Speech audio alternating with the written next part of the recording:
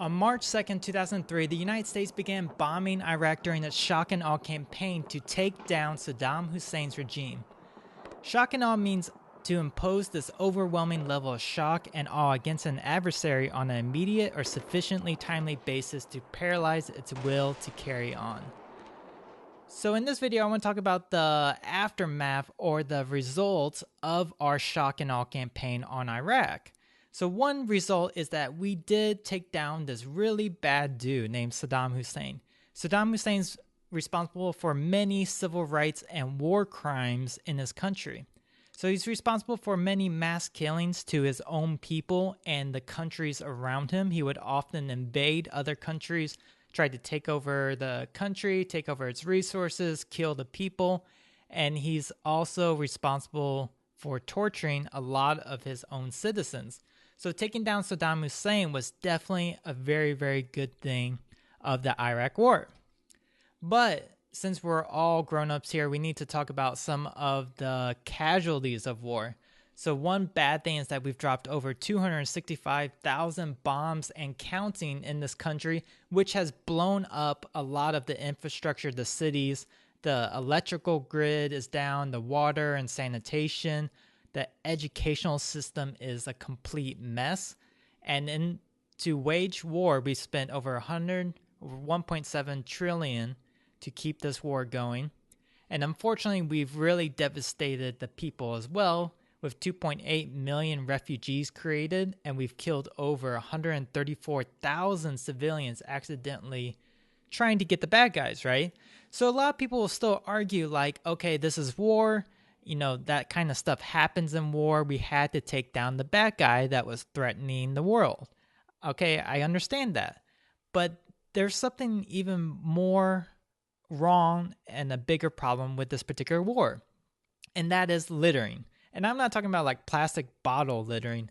I'm talking about the littering from all the ammunition spent in the war. Now check this out. Some sources say we shoot about 250,000 bullets a day in Iraq, okay? And on that shock and awe campaign video you just saw, we dropped 17,500 bombs just in that day. So imagine the 10 plus years that we've been fighting this war, how many bombs we've dropped in.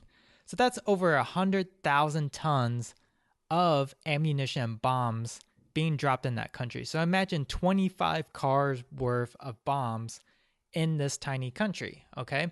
So what's the problem with that? So what? We needed to use this ammunition and bombs in order to get the bad guys. Okay, I understand that. But check this out. On that ammunition was something called depleted uranium. So what is depleted uranium?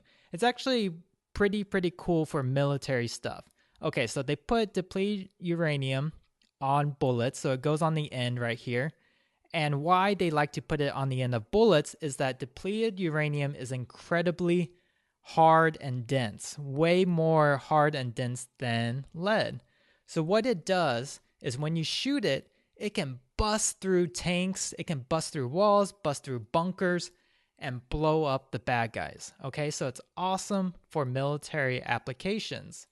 So what's the big deal? Depleted uranium is actually very radioactive. It's a byproduct of nuclear waste. Okay, so some reports say that readings of depleted uranium in the country are 1,000 to 1,900 times the radioactive level of the normal environment. So basically, we've made the whole entire country into a radioactive wasteland. Okay, so obviously from that, we have problems of cancer. So since the wars have started in Iraq and we started bombing, dumping all this depleted uranium, the incidence of cancer and leukemia in children has skyrocketed. And not only has this affected the people of Iraq, it also has affected American soldiers who are now about 2 times more likely to have children with birth defects in the country.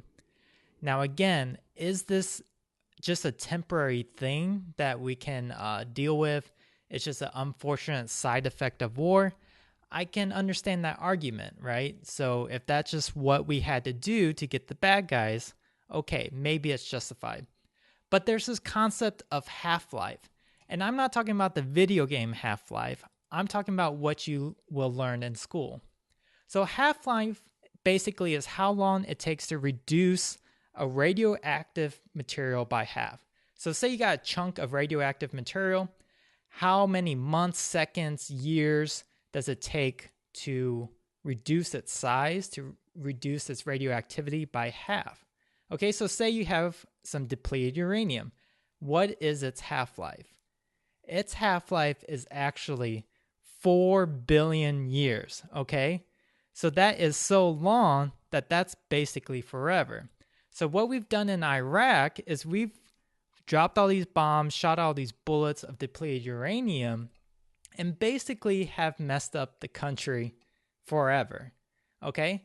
So with this concept of half-life, if more of our citizens knew this concept of half-life and radioactivity, would they say that this is fair, that this is worth it, that this was a good price to pay? I don't know. That's the question that you have to ask yourself, and I look forward to your discussion.